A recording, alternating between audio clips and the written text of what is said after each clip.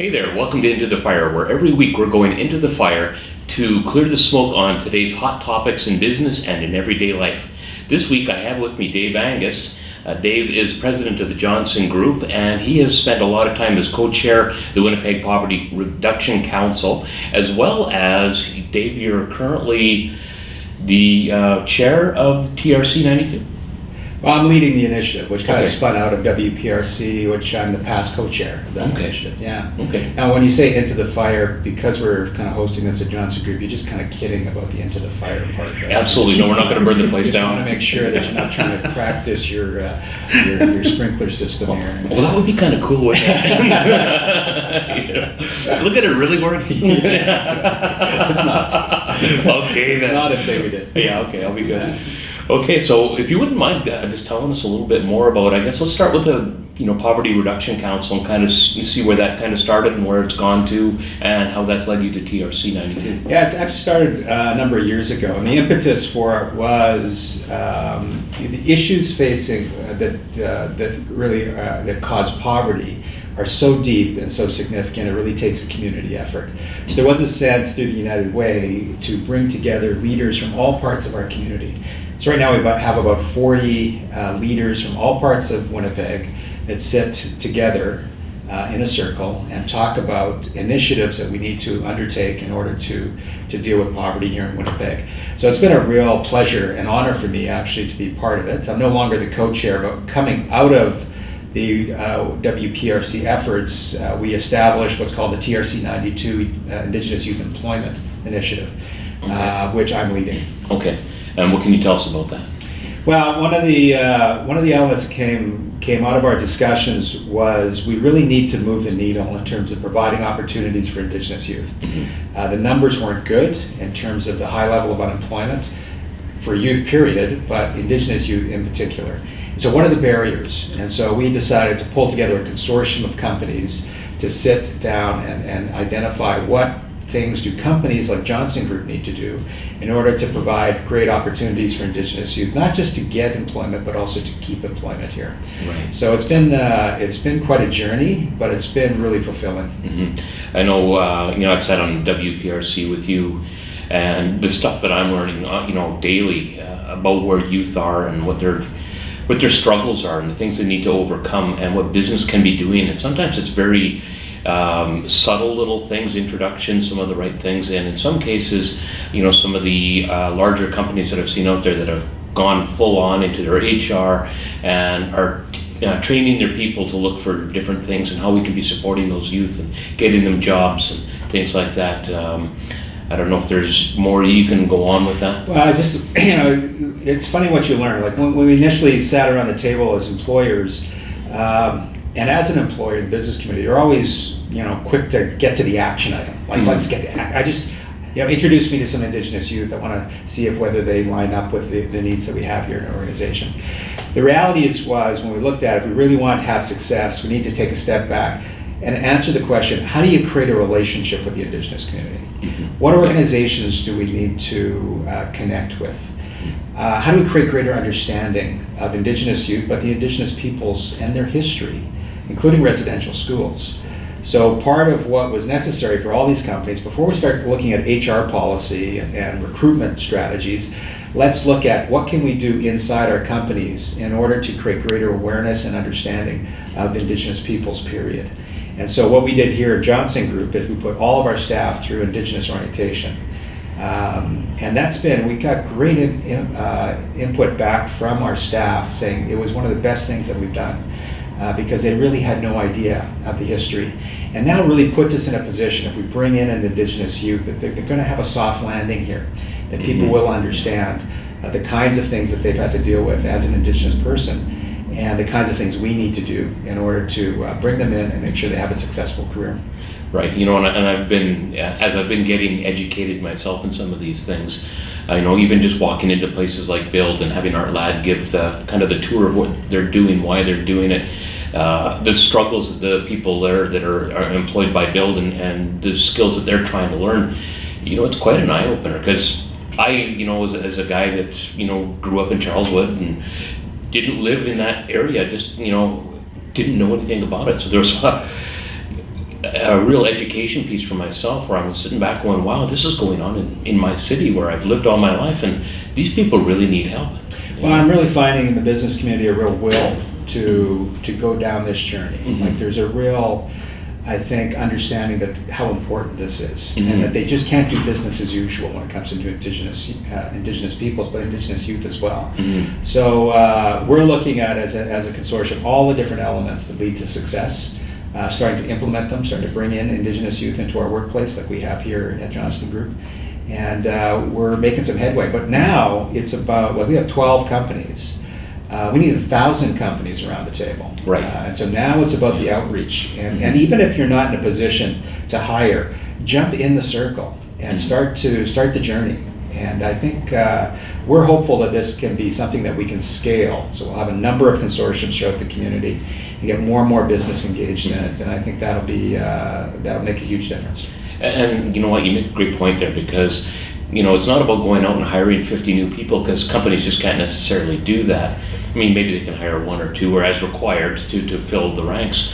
But in some cases, it's making some connections. It's, or what can you do to support, places, and I'm leaning on Build at the moment, but whether it's Build or the United Way or places like that can dig into where these people are needing the most support and give it to them.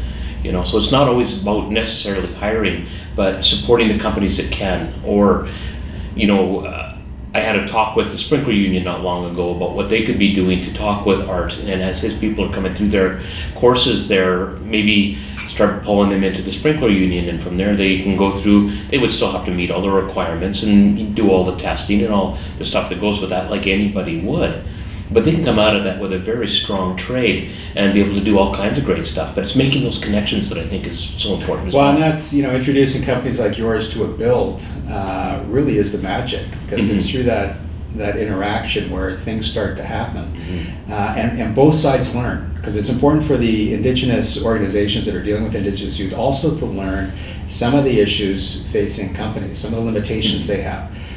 And vice versa. So when we went to one of the agencies as a consortium, when we sat with the Indigenous youth, and we had a full half day of discussions with Indigenous youth, and it was amazing. Not only how impressed we were with the Indigenous youth and their interest actually in working and finding employment, but also what their appetite to want to know more about the companies. And so it was a great engagement, learning on both sides, and that's the kind of thing that we're trying to do as part of the consortium, and I think the kind of thing that's going to lead to success. The comments, and unfortunately I wasn't there that day, but the comments that I've heard that came back from a lot of the youth that were there were, these people actually listened to us and answered our questions and gave us some respect. Things that they just weren't expecting. And what's positive is that they had that response. What's negative is that was a surprise to them. We need that should happen more and more and more. The barriers of having that kind of engagement need to be wiped away so that we can have that kind of engagement with Indigenous youth. So. Yeah, and that's where I think us constantly working at it, and the importance of what you're doing with TRC 92 to make sure the businesses are looking in the right direction and getting the education they need to move that way. Well, in TRC 92, the report is a call to action. They're not recommendations. They are a call to action. 92 is the call to action to employers specifically. Right. And we want to create a platform upon which employers can answer the call. This is one way to act. Right. This is one way to actually make a difference. And so it isn't about platitudes, it isn't about just, we think it's important. It's about what are you going to do in order to enhance the relationship with Indigenous peoples in this country. Right. Yeah. And so we're hopeful that this will be one of the platforms that employers can choose in order to do that. Right. So when you talk about businesses wanting to take action, there's the action. Right. Yeah. Demonstrable action, and I think that's important. Indigenous people need to see it, not only the will in terms of words, but also in terms of action. Yeah. So we'll see what happens with the initiative. We're very excited. We now have gone out, and we're just forming our second consortium. We're going to continue to go out to the broader business community to invite more and more. And in a lot of these kinds of programs, it's often the usual suspects. It's often the larger companies that have the capacity to be able to get engaged in these kinds of things. The ball game is small, medium-sized business. Right, absolutely. And when you look at where the jobs are coming to, a lot of these fast growth gazelle companies are smaller companies. Mm-hmm. And so where are the opportunities for Indigenous youth in those companies? And so we need to continue this work, because that's the only way we're actually going to move the bar. Right. No, that's really good.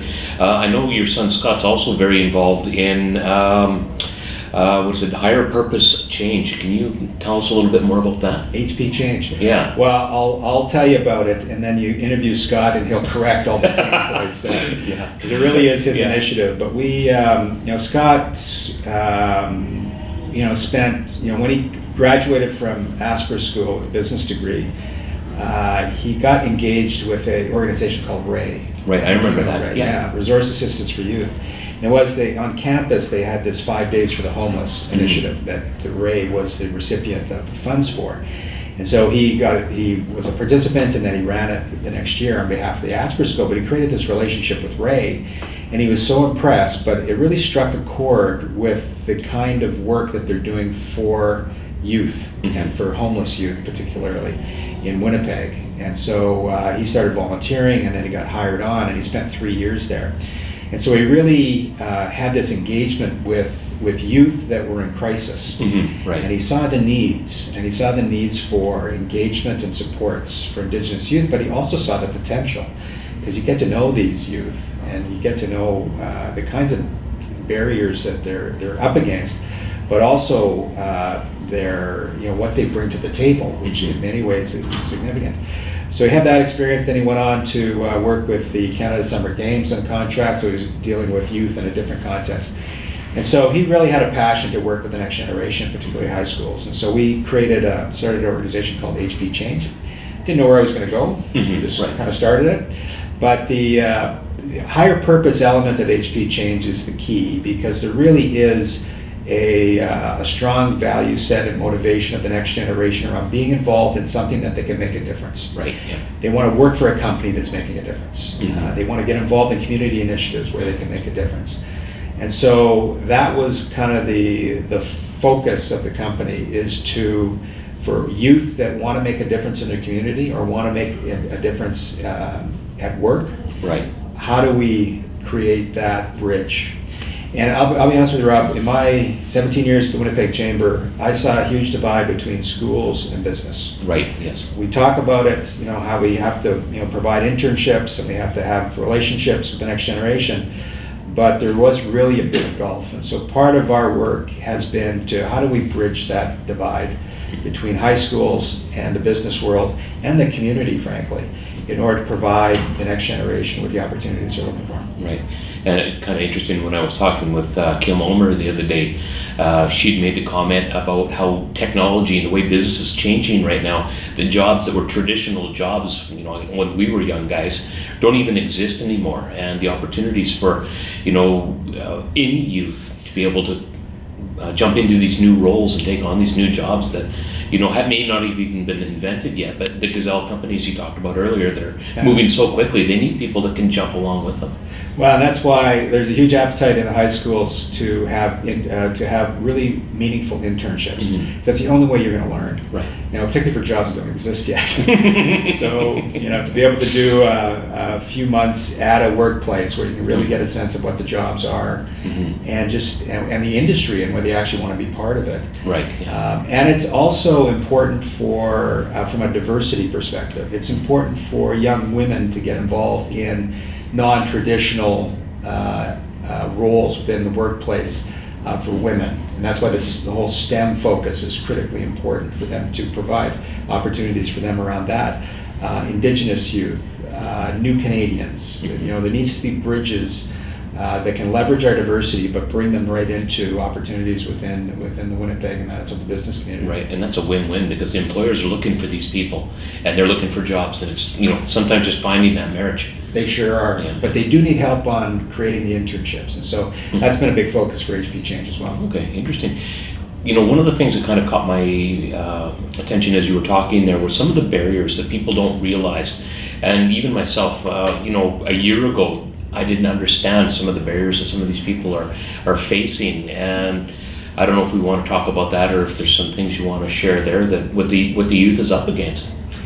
Well, again, I think there is a lack of understanding, and when we look at we've done sessions with the students, try to get an understanding of where they feel the barriers are, but we've also done sessions with the teachers. Right. And the teachers are saying that they don't have the relationships that they need with industry to properly inform youth in terms of where the opportunities are.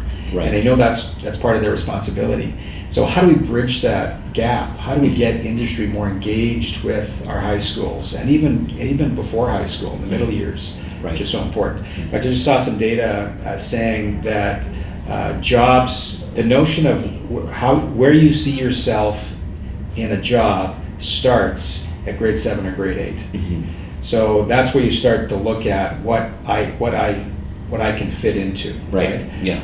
And so I've talked to Kevin Sheaf as an example. He has a great example of him was a young Indigenous kid in the North End hopping on a bus with his friend, and they're driving along, and they notice that the bus driver was Indigenous. Okay. And Kevin says, hey, he said to his friend, look, that's an Indigenous bus driver. We can be a bus driver too. He talks about the impact that had on how he viewed himself and the job that is there. We need more of those interactions with the next generation and with industry. Okay. That's going to be key. Yeah, no, absolutely. Some of the things that I know I've learned even just talking with different people out there, and I'm thinking of Art Ladigan at the moment, but just, as people are coming into it, things that I took for granted as a young guy, turned 16, got a driver's license, started driving.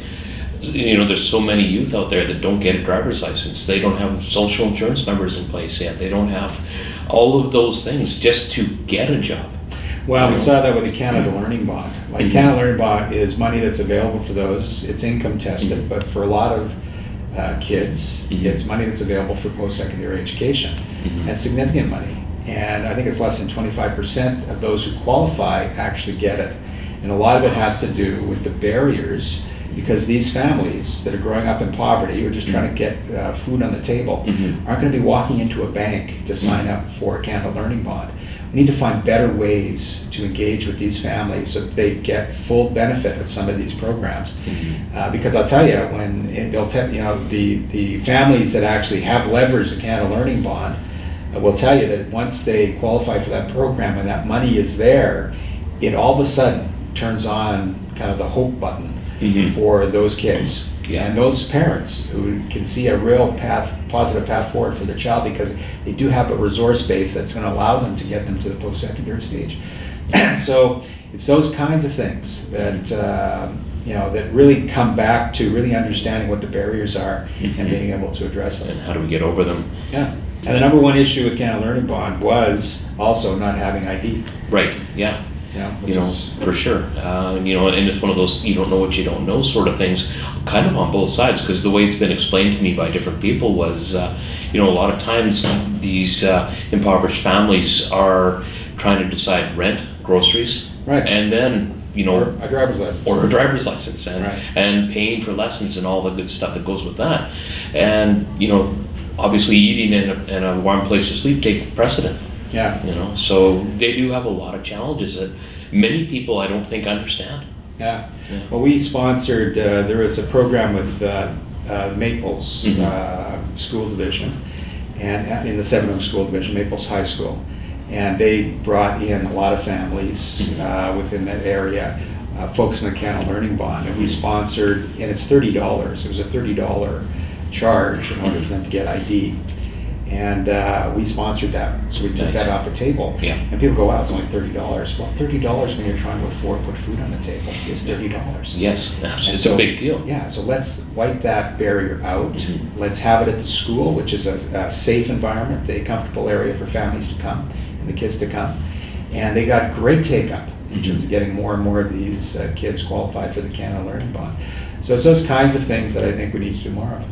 You're absolutely right. That's one of the reasons I wanted you on the show, so we can get that out to people, so that the business people. I really people was curious why you wanted me on the show. Well, you know what I mean. To me, there's really no good reason. I just figured. And now you know that for sure. Yeah. No, I need somebody else with the same hairstyle as I have. This is what men are supposed to look like. Yeah, exactly. And I think at that point we can wrap up for the week. And thank you very much for your time. Thanks, Dave. Rob. You really Keep up the great work. Yeah, thank you. I love what you're doing here. You're a great community champion. We had you on the board of the Winnipeg Chamber. I have huge respect for you and the way you view your role as a community leader. So, bravo to you. Thank you, Dave. Appreciate that. So anyone that wants to follow us on some of the regular social media, we're available on LinkedIn. The show can be seen in its entirety on YouTube as well as Instagram and Twitter, as well as Apple Podcasts and Spotify and all that sort of thing. So we are out there if you want to contact me and send messages and get a conversation going back and forth. I sure look forward to seeing you. Thanks. We'll see you next week.